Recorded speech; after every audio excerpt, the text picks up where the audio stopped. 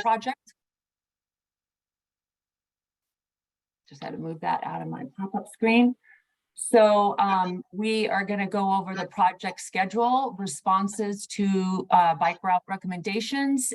We'll review the 10% design cross sections, talk about next steps, and have questions, opportunity for any questions. Let's see. So before we kick it off, I wanted to just circle back to the project purpose, which is the purpose of the Beacon Hill Bike Route is to create a bike facility that connects people to businesses and community destinations in Beacon Hill. Our goal is to make an all ages and abilities facility that is flat, direct, and intuitive, and that it fills in the gaps of the existing network by connecting protected bike lanes on 12th Avenue South, South Columbian Way, South Myrtle Way, and the I-90 and Chief Sealth trails. Little project background. This project was from a community request. It was identified during the 2019 Bicycle Master Plan Implementation Plan, where they did community engagement with the Department of Neighborhoods. The project is funded by the Transportation Fund and the Move Seattle Levy. We're currently seeking a Puget Sound Regional Council grant for construction gap funding. And our commitments are that we right now have a 2024 construction schedule and that it's a levy deliverable. And just sort of highlighting that we are in the planning phase and we have had ongoing engagement and we will throughout the whole project cycle. And just featuring a bike ride that we did with the community in the summer of 2020 in partnership with Peace Peloton, Black Girls Do Bike, and Department of Neighborhoods. So that's what's on the screen. And I'll hand it over to Hallie, I believe, to speak about the schedule and prompt me for the slides. Hello, so Hallie O'Brien, I'm with SDOT. You're probably like, why are there two project managers on this project, Janet and Hallie? And I just want to say that I'm kind of on our program management side and I take this project in our early design phase before I hand it off to Janet, who is our big muscle capital project delivery manager. And so that's kind of how that works at the city. And so to talk about the project schedule a little bit, we've got right now early design. We kind of hope to wrap that up in this coming spring, which is spring 2023. We're going to have outreach throughout that entire process where we're having one-on-one conversations, where we're going to have an online survey, multiple meetings like this, and go to community events. And then we're going to hopefully wrap up design in winter of 2023 with our construction starting spring 2024. One question that came up during the walk on Saturday, I know, was kind of why Rainier was looked at as a north-south connecting route for Rainier Valley and District 2 in general. And so I just kind of wanted to go over our Rainier Avenue South Road Safety Corridor project, which was in partnership with our Vision Zero group in Seattle, which is a goal to, they had a goal along the corridor, which has one of the highest run off the road car collision rates. It's only second to Aurora. They wanted to reduce auto speeds and improve intersection safety for people crossing on bikes and also walking. I've linked our Rainier Safety Corridor outreach report there to kind of talk about all the outreach that they did. And it was over about 2 years to kind of how they got to their final decision, which was to make Rainier Avenue South a transit priority corridor. And that's because they have the Route 7, which is going to be eventually upgraded to a rapid ride corridor. And then when they looked at the people who actually live in Rainier Valley and what they wanted more reliable transit service, and they wanted safe ways to get to their transit service. And if you have any questions, we can answer them after we run through our slides here.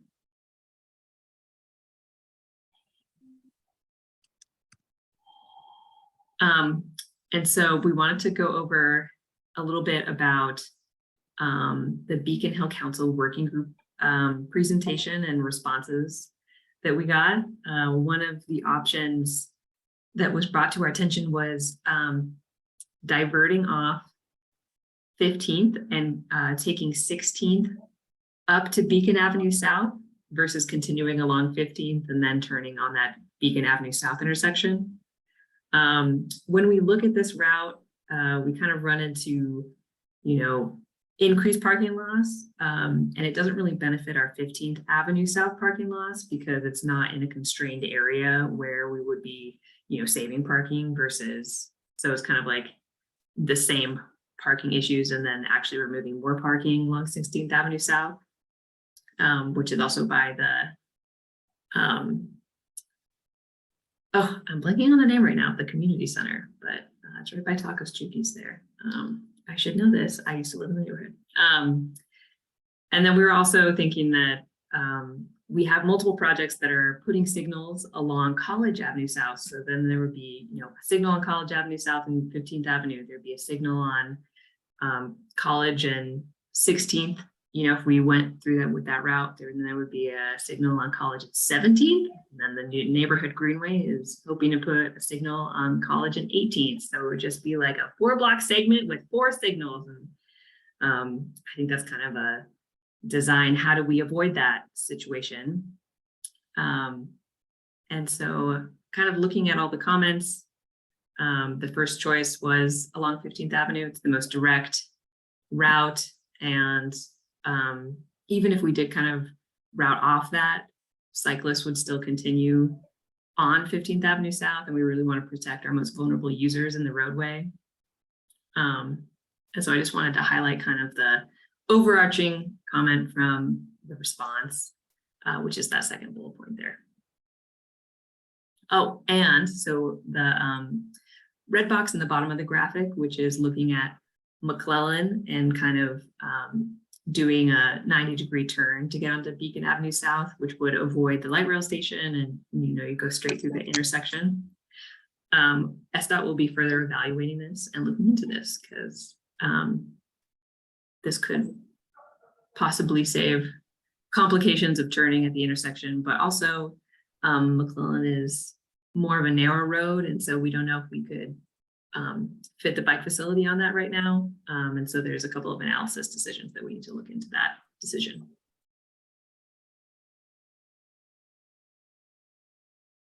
Let's pause and see if there's any questions on that from the North Beacon Hill bike group, please. And I'm not able to see you, so if you can raise your voice.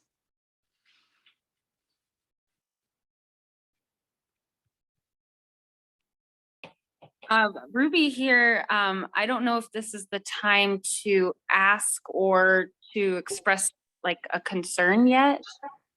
Ruby, not yet. Okay. The first chunk that we're talking about is the Beacon Hill Council North Bike Group that had a proposal. And so SDOT is responding to that. And they're basically saying the change to 16th loses more parking. They're just staying on 15th, and that they're going to be analyzing and evaluating the recommendation to turn on to McClellan before. One thought really quick. We can come back to this slide because I only have a couple more basically to just go over the cross sections that everyone who was on the walk has probably seen already, but those of you who are new to this group and the project might want to see for more reference before we kind of dive into the specifics of those response questions. Does that sound good? Go ahead, Hallie. Okay. It'll be really quick, so we're almost done. This was part of the graphic that was handed out on Saturday. So we have our different segments of 15th broken into our width sections because this road, as many of you know, is very constrained. So we kind of vary from about 48 feet to our narrowest of 32 feet. If you go to the next slide, we've broken that into, so you can see we have 2 options for 15th Avenue South. We have a pair of one-way facilities on each side of the road, and then we also have on the east side of the road a 2-way facility. And so when we do the facility on the east side of the road, we have a wider bike facility. Both of those lanes will be 5 feet with a 2-foot buffer. And then when we look at our pair of one-ways, we have to shrink them down a little bit. And so we have 4.5 feet for each of those lanes. So we're missing, 6 inches, and then we have a 1.5 foot buffer for our most constrained section, which is highlighted in that yellow and red section, and that's our 32 feet. Something to think about, if you're on a bike and you're in a two-way facility, you're going down a hill, someone's coming up a hill, you might be traveling at a faster speed than them. Another thing to think about is our wider bikes, like cargo bikes and family bikes, competing for space in that shared facility on one side of the road, versus if you have the two-way facility. And then if you're looking at the two-way facility, something to also think about is it is a smaller lane width than the two-way facility. So pros and cons for each one, something to think about. If we go to the next slide, this is talking about our Beacon Avenue section. And in this section, we are keeping parking, and we've got a couple different options as far as bus islands floating, or raising our bike lane in between a bus island and kind of making it all one. We have taking out the center turn lane. We have popping it back in to have a left turn lane at some intersections and removing parking. And so the next slides will show a little more blown up. Here's kind of existing, for Beacon Avenue South, we've got parking on each side. There's a center and left turn lane, and then you have one lane of travel in each direction with sidewalk, and then the next. And so looking right in front of the light rail station, we've got an option to go around the bus stop and be elevated on the sidewalk. And then we also have an option to go in front of the bus stop and be elevated. And then option 1, which is shows kind of the difference between the floating bus stops. So we have an in-lane bike lane, which would be the same level as the road. And then you have a bus stop that is, curb height. So people would have to get over to that. And then we have all of them being curb height. Those are kind of the big picture options. And if we go to the next slide,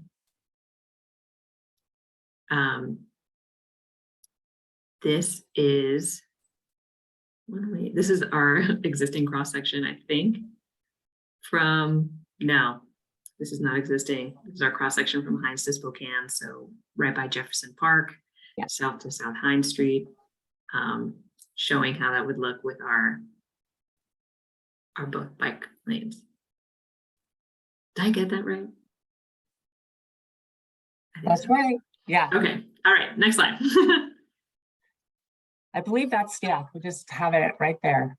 Yeah. So that's it for the cross sections. And then I want to hand it back to Beacon Hill Council to ask any questions, and we can go back to whatever slide you would like to look at too. Okay, why don't we take down the slides and then take a look at everybody, so that questions please, or comments. Ruby here. So I live right on 15th and Hill, right at the crosswalk. And I'm just wondering, when I saw the flyer and I'm like, hold on. So are y'all saying that the parking areas that are on 15th in that area are going to be taken away? Correct. So on 15th Avenue South, basically from the end of the bridge, well, not from the end of the bridge. So basically from Pac Med up, which is 14th, to Beacon Avenue South, we're going to have to remove that east side right of way on street parking lane. And we're going to have to transition it to give it to a bike facility. So my biggest concern, because I'm all about bikes and creating a more safe place and things for people to walk and to ride bikes and all of that. I think it's beautiful. My concern is that by taking away more parking, it's going to make it even more difficult for me to park on my street.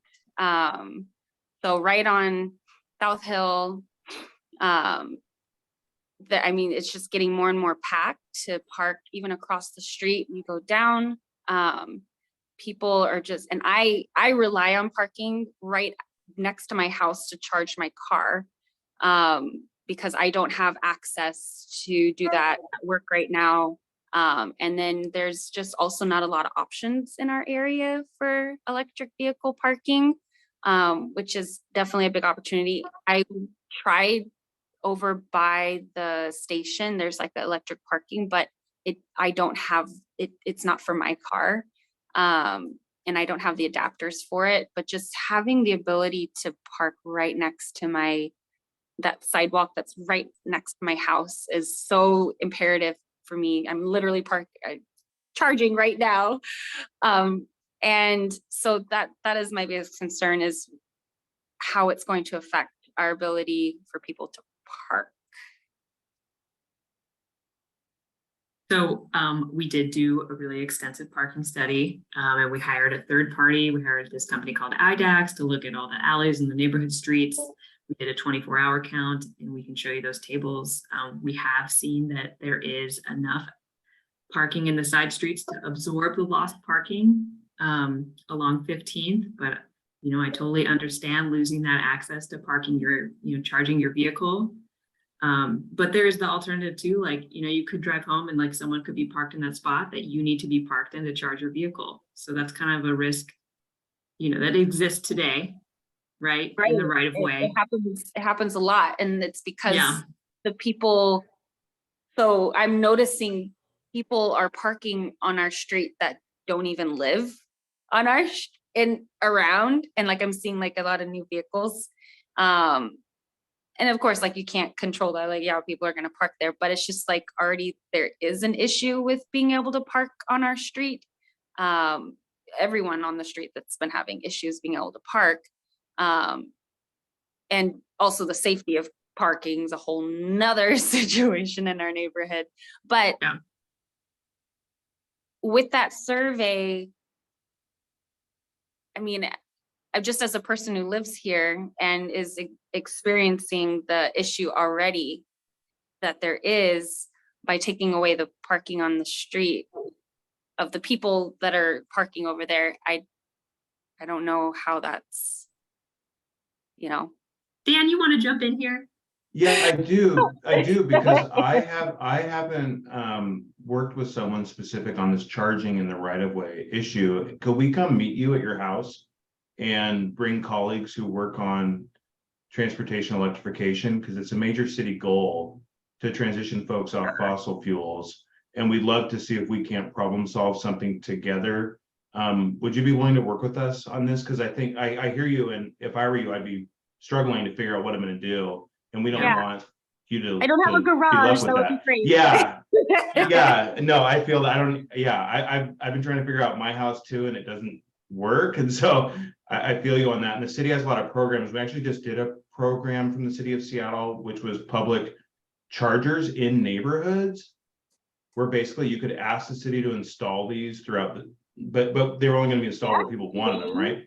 So I don't know what the status of that program is, because it's outside SDOT. I'm not trying to be a siloed bureaucrat, but once Seattle, we can talk to our colleagues working on that, and then maybe see if we can't meet you at your place and see if there's a way to figure that out, because that's very real, and I don't want you to feel stranded because of this. That's not one of our goals. The thing you're trying to do as a goal of this, which is to reduce greenhouse gas emissions and give people non-fossil fuel options to get around town.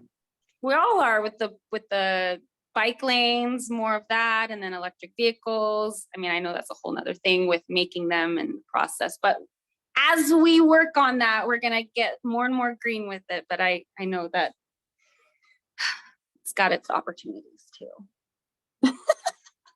I would like to give credit to the 15th Avenue connectors who initiated the walk with SDOT. SDOT is giving you guys a profile of what they're intending to do. Do you have any comments?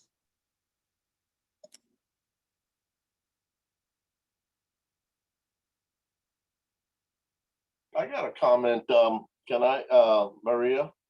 I'd like for you to hold off, Cliff, because this portion of the meeting was specifically done And the SDOT folks need to get off the meeting so we can have a discussion on and plan on the meeting with the SDOT new director. So Maria, looks like Peter has his hand up. thank you, because I'm not able to see Peter. Go ahead. Peter. Yes. So let me make sure I am clear. The handout that was given to us during the walk on Saturday, are you indicating to us at this point in time that that is the 10% design proposal that's been confirmed? Correct, Peter. Yes, that's our 10% design and the different cross sections that we're looking at. Okay, I'm struggling here with a couple of different things. The first one, I take a little bit of an exception to the parking study that you say indicated there's plenty of parking on the side streets adjacent to 15th Avenue.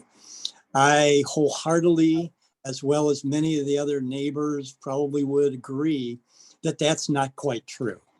The study was done in a more closed window from 8 a.m. to 8 p.m., which kind of missed the window from 8 p.m. to 8 a.m., where more people come home from work. And we did get a 24-hour count. I just want to correct that really quick. We got a 24-hour count on a Thursday. But that wasn't reflected in the survey results that you handed out. Yeah, Lisa, you want to jump in really quick? Yes, Tool forgot, well, sorry, our consultants, it was just dropped off. They didn't realize that they hadn't included that data, and I can send some updated charts so that you have that. Why didn't you mention that when we were asking those questions and referring to that during the walk? I have to say that I feel that the information that you're giving is very reserved and only on need to know basis. And I feel oftentimes that we aren't in the need to know. I'm sorry, I just, I struggle with this. I just feel like we're being pushed through this project with the valid concerns of the folks that are most impacted by the law of parking not being totally taken into consideration.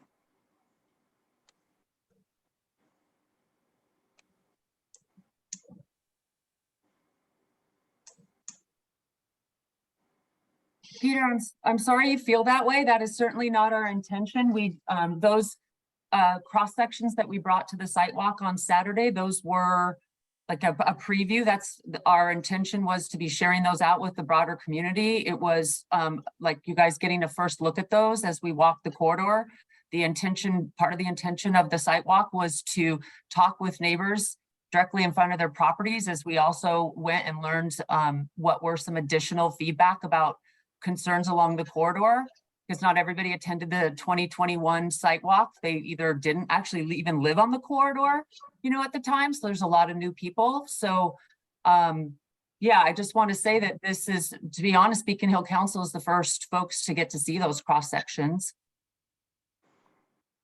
I also see You another. missed me, honey. I spoke and I was the first one to talk and I said all the things. And this man, Dan Anderson with SDOT, he's like, Hey, Ruby, you might want to mute yourself. oh, okay. I thought I was muted. No worries. Louis, I will respond to your questions once I'm done responding to the in-person. I'm sorry, it's a little hard to multitask with responding in person and in the chat at the same time. And Peter, Peter, I just wanted to say, I'm sorry about that. One of the things we're working on as a team is getting more information out to more people more often. And we hear you and we understand the frustration we're hearing in the community. It wasn't intentional. No one's trying to hide information or anything like that. We were actually kind of scrambling to get that information available by Saturday. And so we wanted to get the best thing we could get out as soon as, instead of canceling that meeting. So we try to get as much out as possible. Sounds like we might have missed something.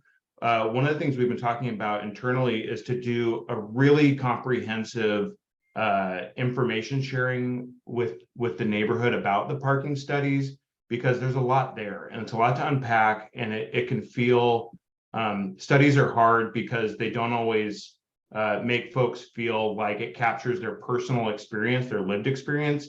And I always say, you know the street better than we do, but we have to be data driven. So that oftentimes can create some lack of trust between our two sides, and we don't want that. So we want to come back to you, and we're going to do a more comprehensive parking focused communication with you that I think should be helpful, and we can walk it too and talk about where the spots are and see if it meets expectations. But I just wanted to say thanks for sharing that, and we hear you, and we're working on sharing even more so you don't feel in the dark.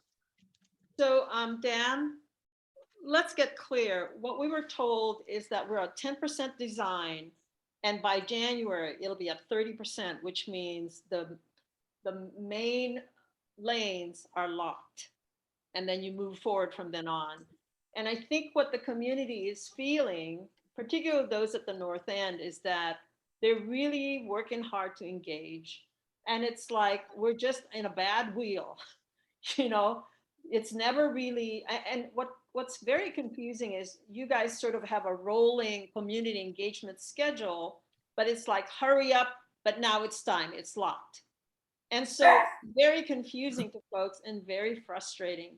Like today, it was not really clear if this, well, it sounds like, let me say it sounds like, and you can confirm or not, that what was presented is what you're going to move forward with. And so it's confusing to us if you're saying you're still going to do community engagement. Because what happened to the comments of the individuals who live in the places that were commented on? What's going to happen to those things? So we just feel like we're on a wheel, and it's exhausting. These processes are challenging because we don't typically find consensus around these kinds of projects when we do the community engagement. And we've been talking with folks for 2 years now. We have to make city streets safer. Look, As city employees, we have to implement no, policies. no, And no. this project, Stop. Maria, Let's may I get to the finish? chase. No, we already have agreement. We already have agreement, and Beacon Hill Council and the neighborhood adopted a community plan that talks about alternative transportation that's safe for everybody. And there are very specific individuals who raised issues like disability access, who raised issues like personal safety access by somebody who's been sexually assaulted, who raised issues about deliveries because there are elders who need. So we're not talking about general parking here. They gave very specific information, and they were told during the walk that there's going to be tools that will help them address their particular situations. And I think that's where we get confused, because we get feedback that says this whole thing is going to be stripped of parking. And yet what we heard is that there's going to be accommodation for those particular situations. And so I don't have a dog in this fight. My dog in this fight is to make sure community is heard. So we're not anti-bike. We want to make clear that we want to make sure that that's clear. We're just trying to get as many needs taken care of, and a big chunk of what we're concerned with is our businesses surviving. And, you know, it's like the walk stopped before Bayview. And that was part of the concern, which is those businesses around the junction park. And yet it looks like it's fixed. It's done. Very confusing.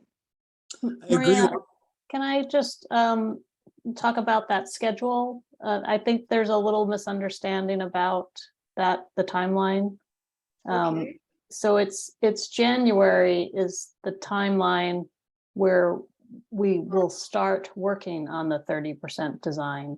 So from now until January is the time that we are looking at the solutions for issues that people are having, to see what can be done at those locations where there's real constraints.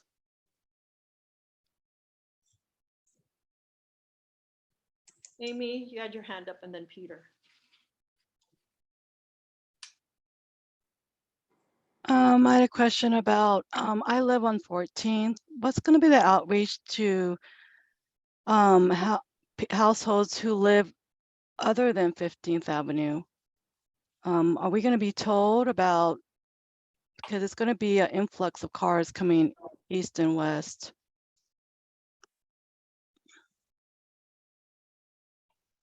Hey there.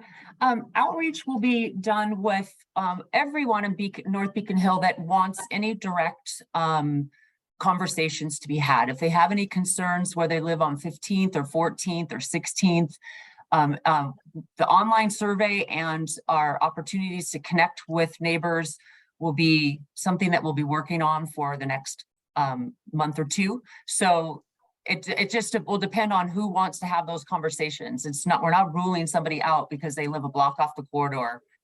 Yes, of course, we want to talk with folks.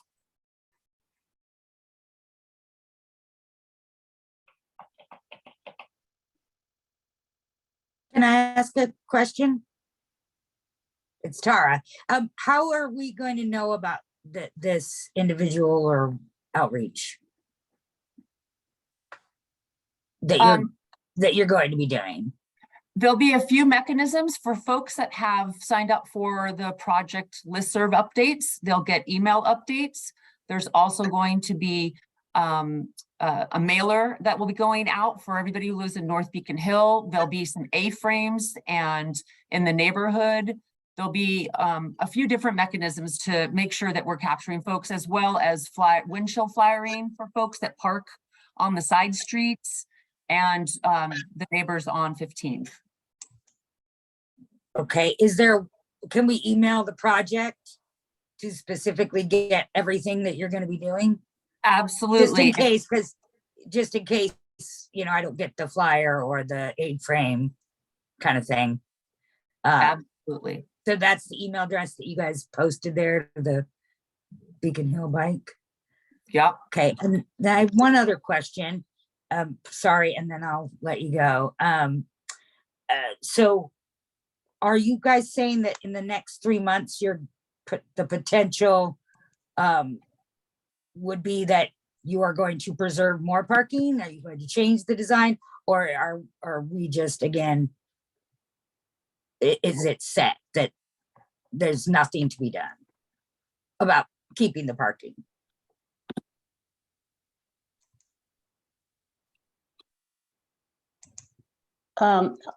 It's hard to say right now until we actually can look at the pinpoint the actual areas that we need to focus on. So that's Okay. the goal of this outreach, is to pinpoint those areas. Okay, thank you. Sure. And we do want to be creative about our designs and, preserving loading zones, and, if there's any kind of creative solution that we can give people to maintain access, we're looking into that. I'd like to say something, kind of just going off of what Maria was saying earlier. The residents, especially us at 15th Ave Connections, we're getting exhausted with continuing to tell you guys, and you guys have been coming to our meetings for a few months now. We had the site walk on Saturday, continuing to tell you guys that, we need the parking, we rely on it. I mean, I literally pointed out my house to you and pointed at my car and told you that there is nowhere else for me to park. And we raised multiple concerns, not just with parking, but as you know, there is an ADA handicap spot on the street.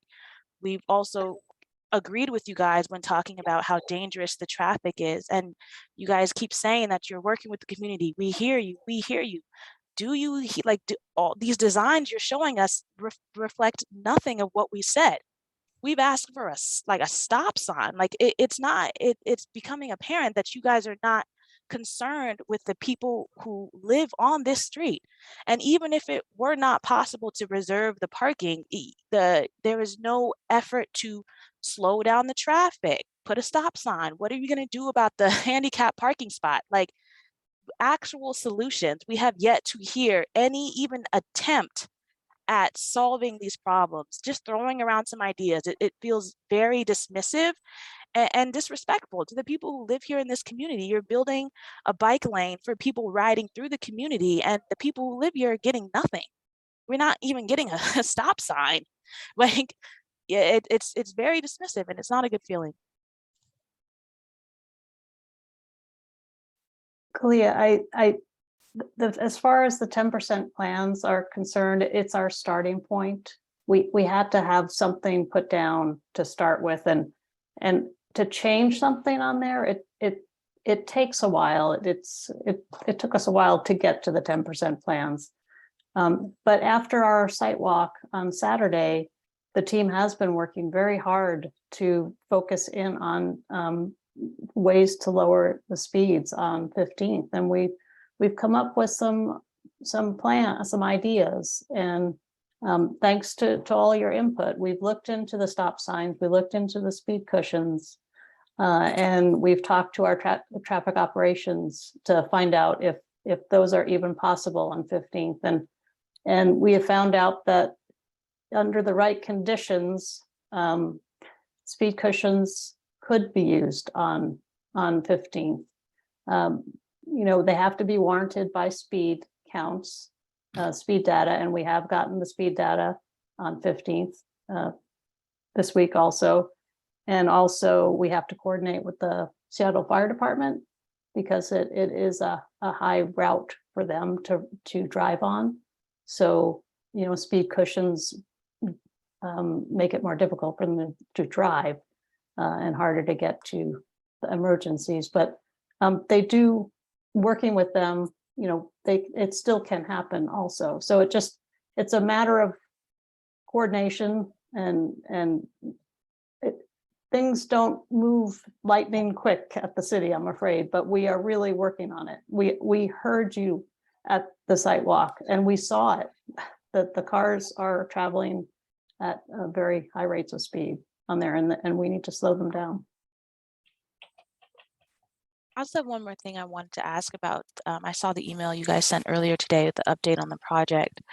And it says that you guys were planning to manage parking access by moving parking to safer side roads. But on the very north side of 15th, now I know it's past PacMed, there's still a lot of residences there at the top, and they don't have any side streets up there. That's just one long block. And that's also where the handicap parking spot is.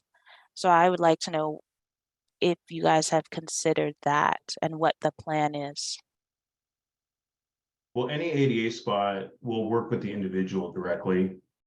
And we'll accommodate and abide by the laws there. Lisa, do we have that contact yet? Yeah, so we'll work with that individual between the city and them. And one of the things that's also important to share is the street design here is intended to slow traffic. That's the goal of this design. The way we do that is to narrow streets. The wider streets are, the more likely people are to drive fast down them. We all know that to be true when we're behind a car. When you visually see a street wide, you put your foot down on the gas pedal.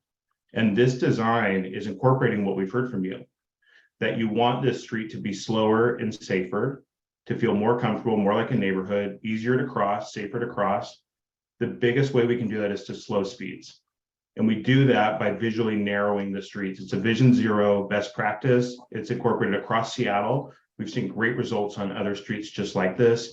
And in the long run, neighbors have been really pleased with how well it's worked. Even after we have challenging conversations like these, they see the speeds come down and they're appreciative of that long term because safety is our #1 goal.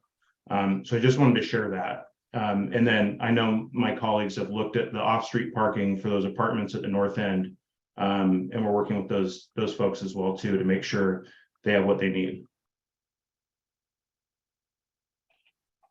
How exactly are you working with the folks during the last meeting, Beacon Hill Council meeting?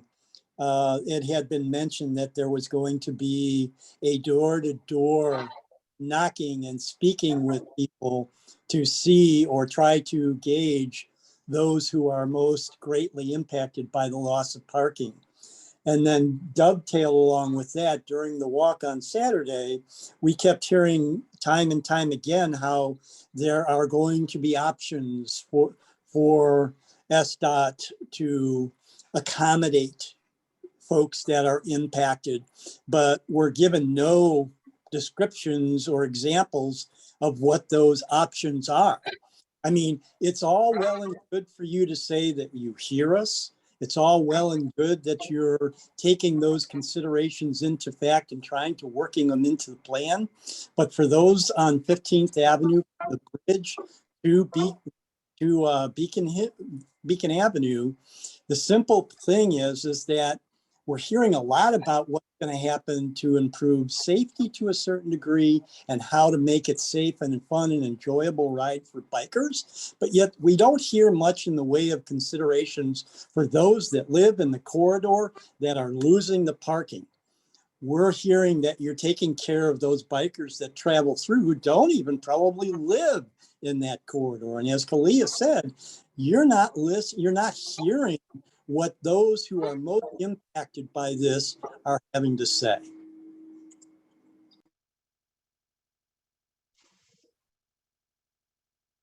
We're now at 7:25. I'd like to ask a last question, which I've been asked. So in instances we're in, there's a disruptor that comes into the neighborhood and a parking zone system is put in place. The disruptor pays for the parking zones for the residents. Is the city going to pay for the parking zones for the residents who need them in front of their homes? Or others to be able to park in the area?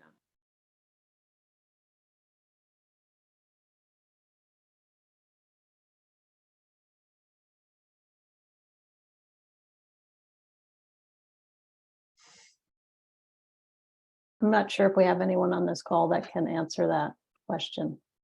But we're working with our parking colleagues, right? Yes. Yeah, so we're developing a parking, we've done the baseline study, that's important to this. We're working with our colleagues at SDOT who manage parking, and we can always look at parking zones, different parking regulations, different time restrictions, all that kind of stuff. That's part of, I think, Peter, to your point, that's part of the next steps is identifying what the needs are, where the loading needs to be, where the ADA spot needs to be, where folks need to park, where the charging needs to be, and then working with our parking colleagues to figure out what the signage looks like, where those different spots can be. And then to your point, Maria, if there needs to be a parking area program, the costs are under market value. They're not meant to be cost prohibitive. But if folks have financial need and it's unaffordable, we can work together to figure out what that looks like. I don't have that program information off the top of my head. It's been a few years since I talked about it, but we definitely have smart people on these issues that we can connect folks with to work on that. Let me tell you, that's the urban village. It's going to get worse. There's a lot more development, more people coming in. So, you know, you're taking a snapshot of who needs what now. We know there's going to be more people who are going to need it. These are not just regular folks who want parking, but who truly need the parking, given that you have that criteria. But the most important statement here is the urban village has made it very difficult for a lot of folks to begin with. And then so my question is not about what low income programs might be for parking zone fee relief, but it's like, is there a general, because it's the city placing this disruption on Beacon Hill. We're residential to begin with. And we get it, that this is a necessary thing to be able to facilitate greenhouse gas reduction and increase safety. We get it, that's not an issue. So I guess continuing communication, I think what we need to do is, for those who are interested in this, we need to have you set up a separate meeting, because there is in the works that Janet had started, is to have a meeting with the director of Seattle Department of Transportation. So it's 7:28. Just want to thank everybody, the SDOT team who came. And so, you know, it's a tough meeting. I think part of the other request that I keep hearing that we need to get from you is you need to disaggregate the data as to who's saying what and where they live. Because the neighbors are feeling that they're getting snowed when there's a statement that, you know, community has been contacted. We don't know who that community is. So if you disaggregate that data, you might have clearer conversations. And I think this, somehow we need to get out of this perception of iterative with no results. Maria, may I ask a question, just because I want to clarify what you're saying? Are you asking for the names and the addresses of the people we're talking to? No, that would be inappropriate. I'm asking. What are you asking for then? Well, I'm asking for counts. when you say we did this process, how many people came, did they respond, or did they live on the Hill or not? We also know that in your outreach, you need to have multilingual information. Well, in Chinese, multi-matter writing it. Absolutely. Yeah. Okay. So since you know that, then that's cool. But no, we're not asking. We're all in this together. That's the important thing. Yeah, I just wanted to make sure, just because we don't usually get asked that. I'll talk to Lisa and see what information we have, but yeah, we can do, there's always optional demographic responses. The city has really strict privacy laws. That's why I bring it up. So we'll see if it's there, but we may not be collecting the kind of data you're looking at. We don't require people to self-identify race, address to talk to us. No, I'm not asking for race or address. I'm asking, when you did those surveys, is there a way that you can determine if they live on Beacon Hill or not? Because we can if they tell us. Well, I guess even that information we need to know, because maybe you should be asking it heretofore. We do, but we don't require people to give that information because people have an option of keeping their information private. But we can give you what we have for sure. It's a public record. We can absolutely give that to you. Yeah, and it isn't me. It is, I think when community hears community, they go, are we community that they're talking to? Who are the people they're talking to? And maybe that'll give some relief that, no, it's not just them. There are neighbors who do X, Y, Z, and so on. Yeah, and then I just want to, you mentioned the idea of meeting with the director. There's a public forum that we're using now to request. We're not interested in a public forum. That was an idea that Janet brought up, and Lisa said last Saturday that they're going to work on that to make that connection. I saw an email from Janet that she's trying to get a meeting with us and the director. Okay, we're gonna try. I just want to say we're trying, but it's not confirmed. And we're suggesting that would be great, but I just want to manage expectation that we haven't gotten that confirmation yet, because his list of meetings is quite long because of that public forum and his listening tours. So we're advocating for it, but I just want to be upfront that we're working with this schedule and it's very tight, and we're seeing long wait times. So I just wanted to share that, just to manage expectations and be transparent. Janet, is that correct? Yes, and Okay. Then what we need to do on the Beacon Hill Council side is ask to put a stay on the project.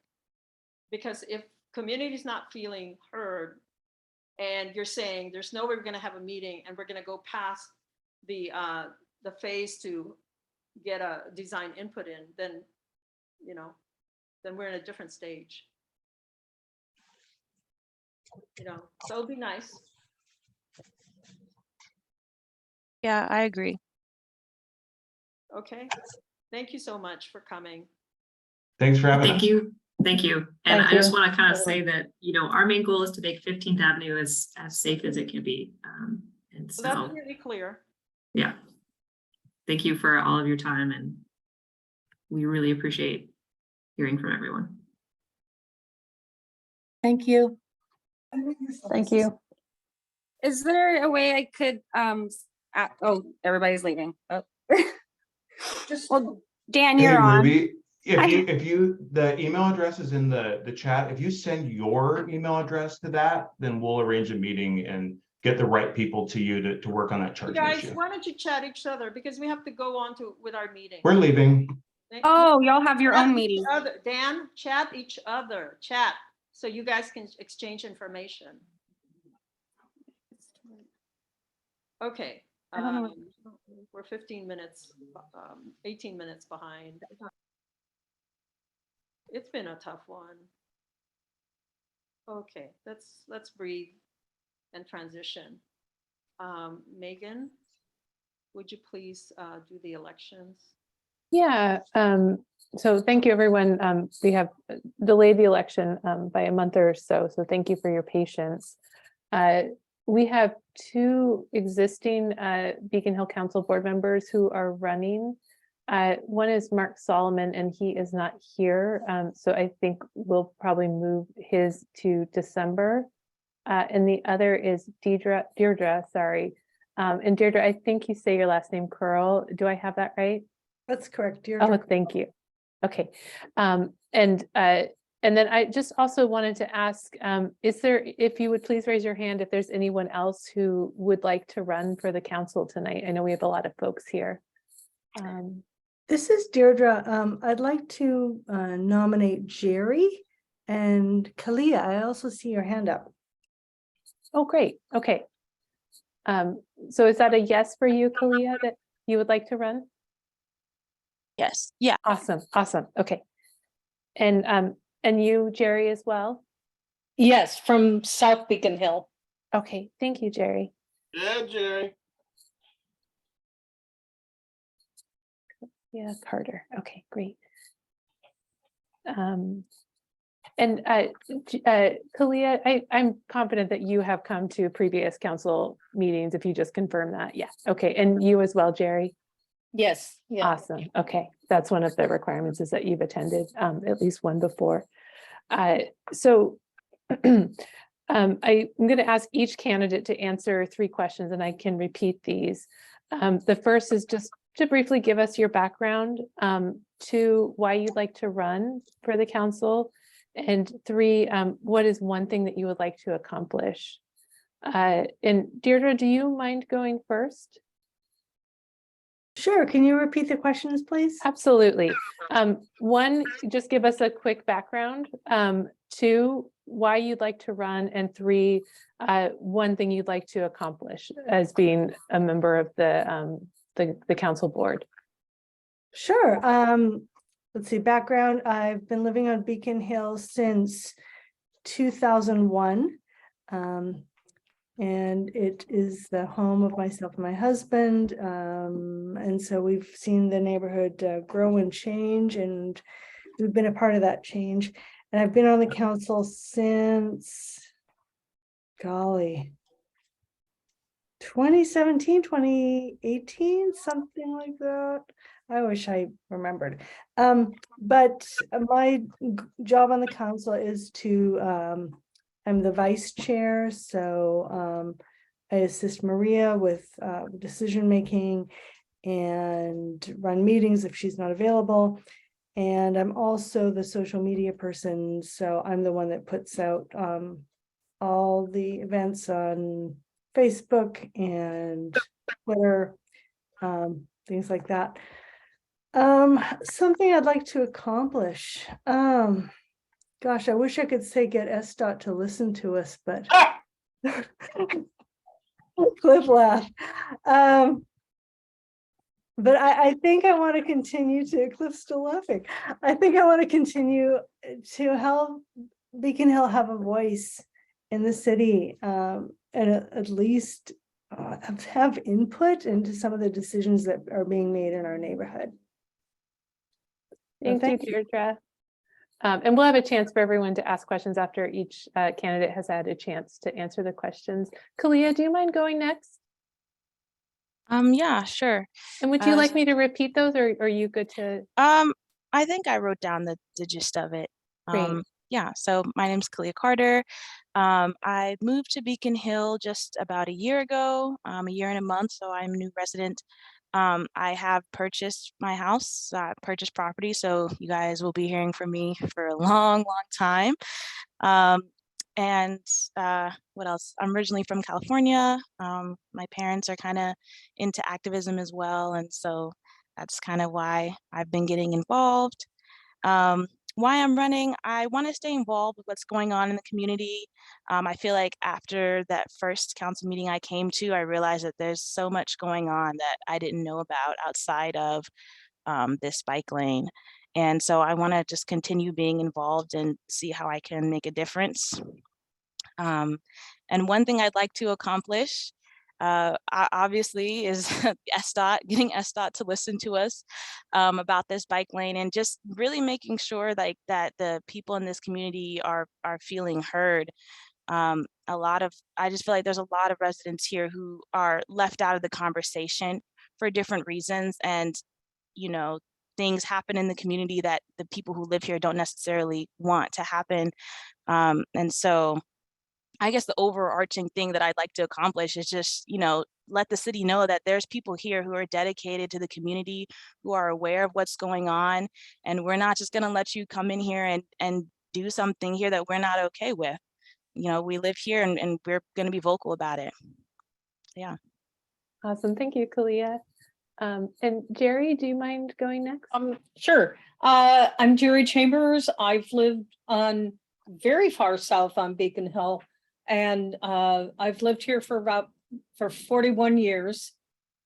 Yeah, 41 years. And I didn't even know the Beacon Hill Council existed until Cliff got me involved because of the bike lanes.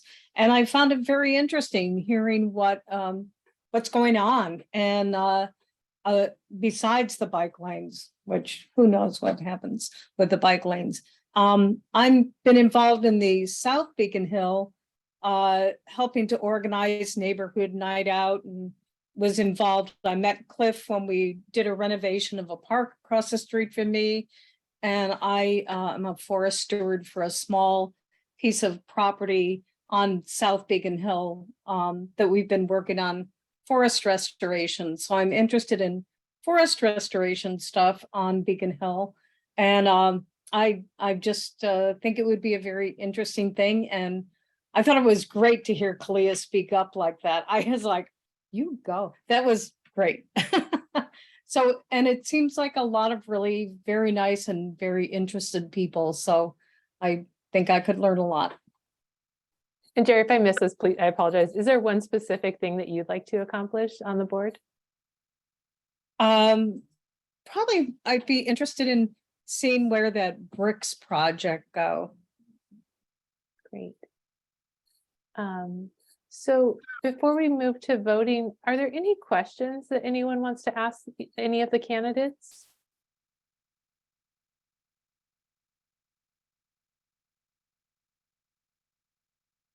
Let's take another moment to give folks a chance.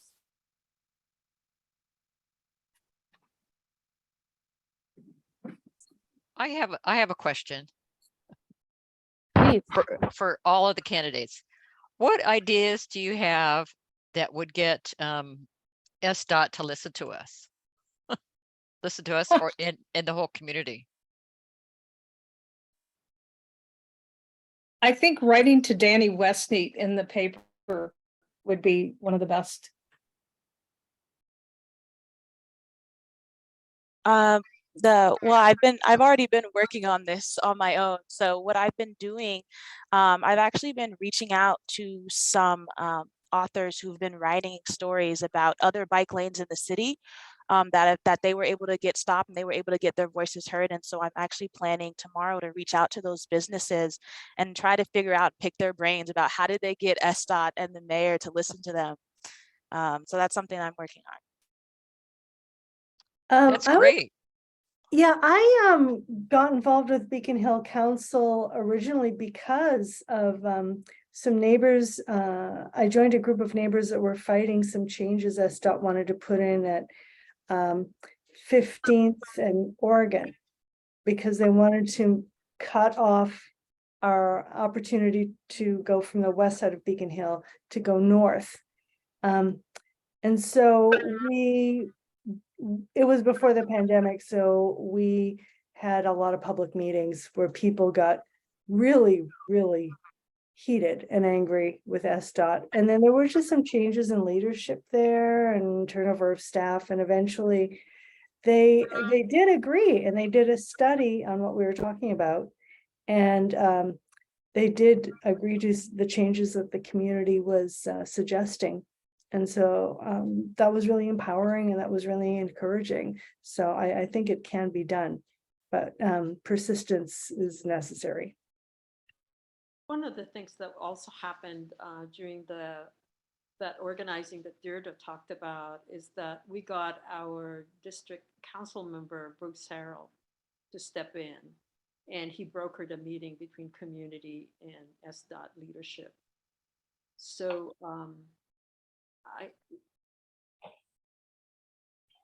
I'm believing that this meeting with the SDOT director, there are 4 SDOT issues, not just one. The second one is the 100+ trees that SDOT recommended a road egress that would cut those trees from Noji Gardens. And we're tree desert and it's climate time.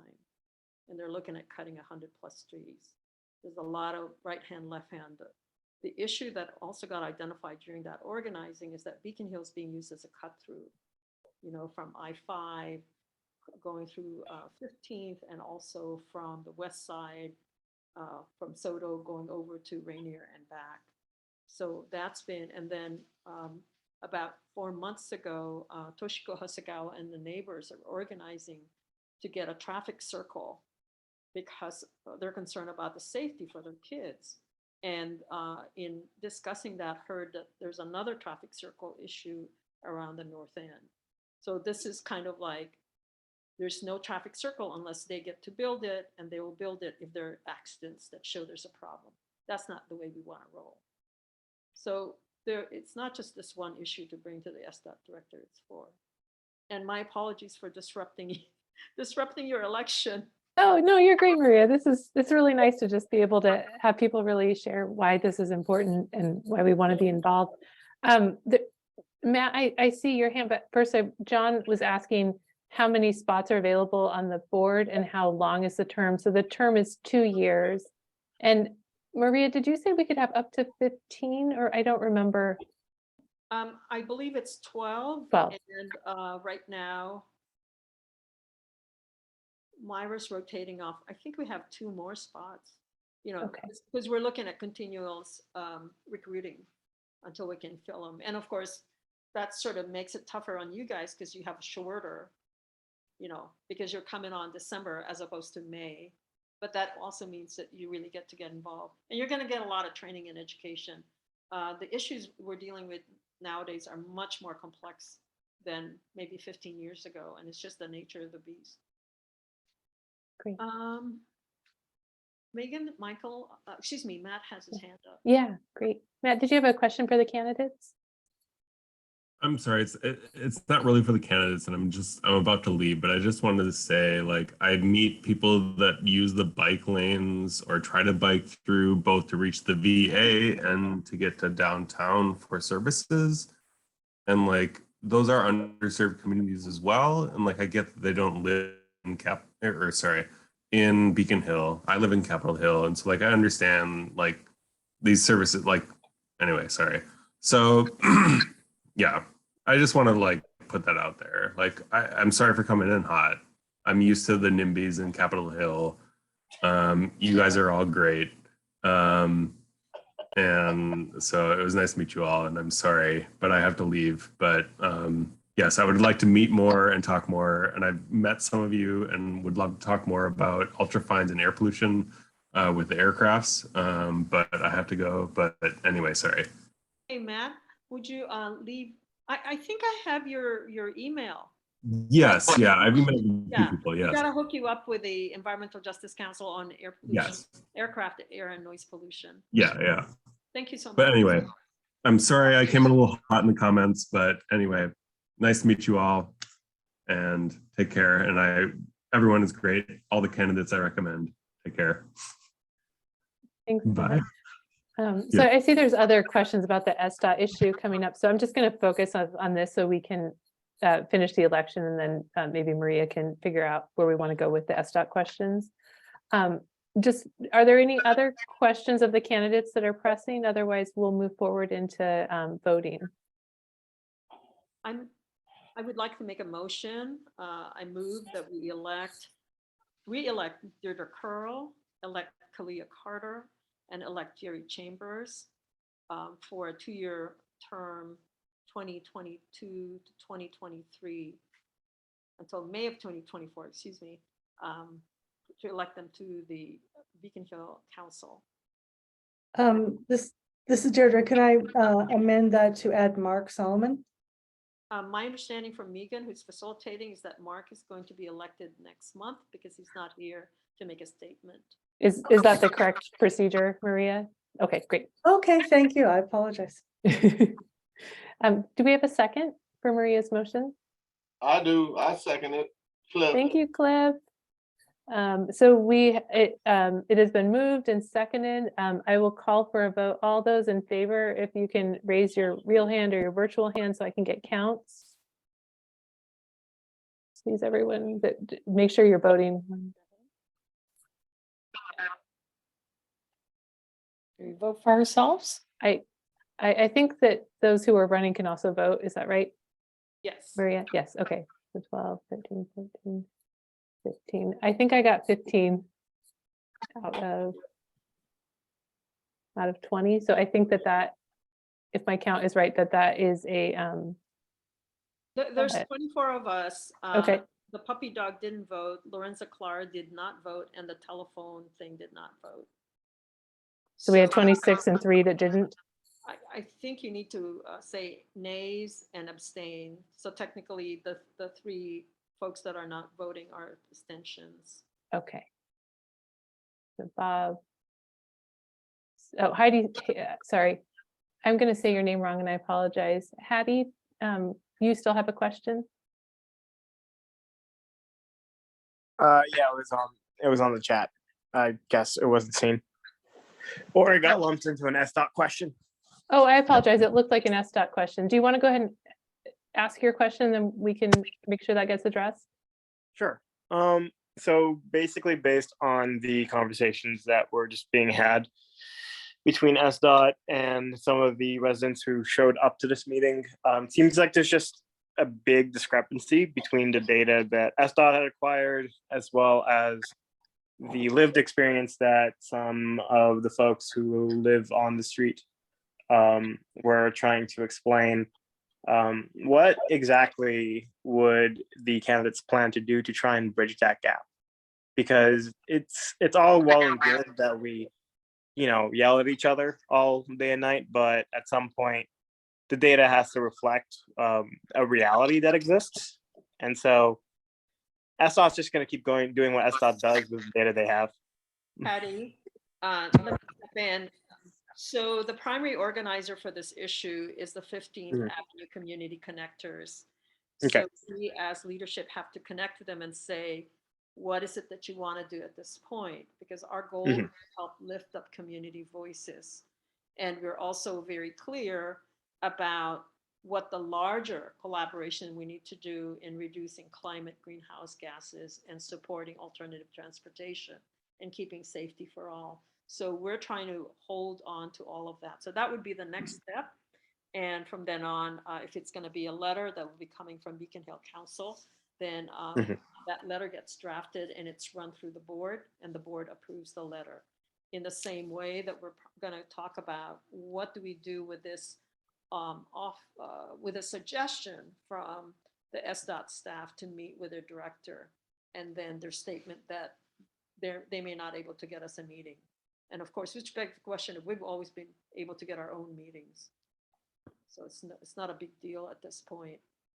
It's a matter of really talking to our neighbors to support them and not just taking over their issue, if you understand what I mean. Okay. All right. I don't know if the two if the two hands are leftover voting or if there are actual questions from John Hogan and Amy. Amy, is your question, did you have a question or is that left over from voting? Okay. So we've had a request to do one more recount. We have 20 people here on the call. So if everyone can raise your real or virtual hand and we will do one last count.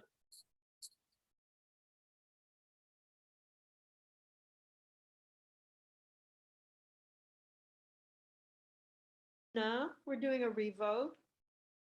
I'm having a hard time because these boxes are moving around.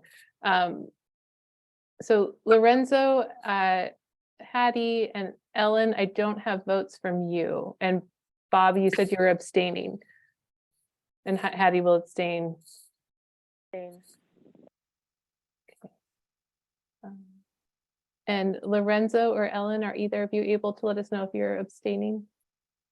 Yes, I said abstain. Oh, I'm sorry, Ellen. Thank you. Okay. So we have 17 yeses and 3 abstains. So I believe that passes. Yes. Okay. So congratulations to our newly re-elected board members, Kalia and Jerry, and Deirdre staying on. And please, the 3 of you stay on for the board meeting directly after the meeting ends tonight. Thank you. Megan. It's about 7:54. I'm going to do a fast briefing on 2023 city budget briefing and Beacon Hill community feedback letter. Okay. There are two things that are happening right now. One is Tammy Morales has reached out to myself and Reverend Angela Ying from Bethany and a couple of other people from Beacon Hill. And what happened is we wound up having a joint meeting for Beacon Hill people, as well as those individuals also belong to the Green New Deal Oversight Board. That oversight board is responsible for making recommendations on how to spend $20 million. That is the Green New Deal climate slice, community resiliency, and economic inclusion from the jumpstart taxes. So the agenda that our Councilwoman Tamara Morales wanted to put on the table is she wants to roll back the taxes on the oil heating for people who didn't convert. We support this strongly based on our past policy. And that I also wanted to let you know that she was trying to get money, about $500,000 for community resiliency hubs, one in Rainier and one in Beacon Hill. And parallel to that, I co-chair the Green New Deal Oversight Board. And what we had approached her on it is for her to support $3 million towards community resiliency hubs. Climate is coming, the hot weather, the rains, and potential some flooding from different parts of the city, and that community resiliency hubs, particularly when there's electrical brownout or blackout, people need a place to go to be safe. So we've asked her to support that. We've asked her to support also oil to electric conversion funding for low-income folks, and we got that in 2022, and also a tree analysis in 2022.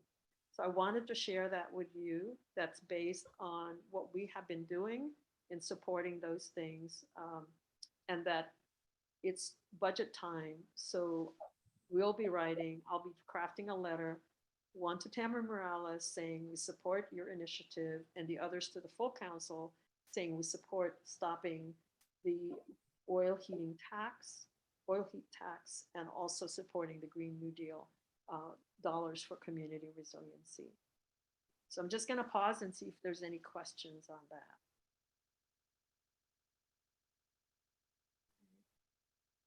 So it's a continuing, we have to keep pushing. As far as the brick pit purchase, the Parks has now made an offer, and they said they're not going to hear much from us because they're going to be in negotiations. So we're hoping in 2 or 3 months that negotiations gets completed. And then Jerry, it'll be fun to engage you with Lisa on our, we would like to form another environmental justice task force on trees, because there's so many of the issues that are coming up on trees. All right, that's what I had. I did it in 5 minutes. All right. So announcements, appreciate. Can I have a quick question there, Maria? Yes, Cliff, go ahead. Yeah, well, it might have been a year ago when we had Tammy on this call, and we were talking about changing the designation from single-family residential to neighborhood residential. And I asked her straight up, was it a decision that was already made? And did we ever hear back from her, or has that decision been made to change the designation? You know, Cliff, my memory tells me that it has been made, but I need to double check. I think it was made when she asked for our input, and that's what I asked her, and she kind of fumbled her way through it. Well, there's bigger forces. There's Right. another big force that's going to be coming. So in Washington State, there is a law called Growth Management Act, GMA, and what it does is it requires cities to be able to grow in a particular way by densifying around transportation hubs or near transportation. So the city of Seattle is going to be starting getting opinions on for the comp plan under One Seattle Vision. So we need to take one of our meetings and really talk that through, because the issues we've been working on 4 main issues. One is the anti-displacement, because people can't afford to live in Beacon Hill. So looking at stay in place kind of strategies. One is the air and noise pollution, the climate resiliency hubs, and also we're talking about basic safety in Beacon Hill. We're hearing that there's a lot more flashpoints in terms of violence that I don't know if that's going to rise to the level that we want to give input. But we probably should be setting a larger community meeting for January or February to give feedback on that. It takes about 2 years to develop, for them to harden what the recommendations are in changing the comp plan, but next year is going to be a focus year for it. And I think the zoning is going to be part of that. Well, my only concern is just like, all meeting, we were talking about SDOT, and there's a number of different people have said, we don't feel we're being heard. And that's the same that I get with all these other issues. When I addressed Tammy Morales, I emailed her 3 times. I never heard back from her. And over my concerns over the bike path and then this other thing. So that's my concern, is that I just don't feel like we're being heard. We're just been, I don't know, taken advantage of. I don't know if that's the right way to put it, but I just don't like the feeling. And I like to speak my voice without being considered a threat like Lisa and them guys thought I was. So that's me. Okay. All right. Going around the room, announcements, appreciations, anything going on out there that we need to know about? Well, I will make an announcement. There is a Dia de los Muertos. I don't know if you guys can see this. It's going to be at El Centro de la Raza on Saturday, November 5. And what they have different tables of communities presenting their issues and presenting their honoring of those who have passed on and the values that they want us to remember through that. So, announcements. Hi, yeah, thanks, Maria. For Beacon Arts in November, we will be having an ofrenda at Dia de los Muertos, so there'll be something there from us. And also, we're having a book sharing event at the Seattle Beacon Hill Public Library. And I don't have the date for you yet, but if you watch our website or get our newsletter, we'll be announcing soon. We had 2 donations of books. One is a large collection of art books, and the other is gardening books. And the Garden Club and our Artist Guild are going to be sharing those books out and basically giving them to anyone who can use them. So please watch for that.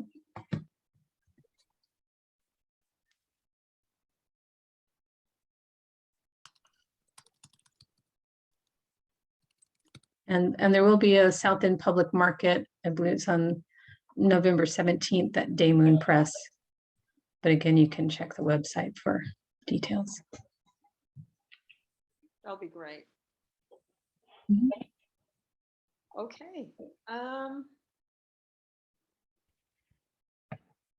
Not seeing or hearing any.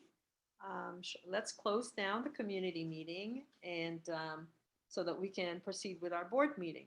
What we do is we like to have a community discussion so you guys can inform us of the direction you want us to go on certain issues.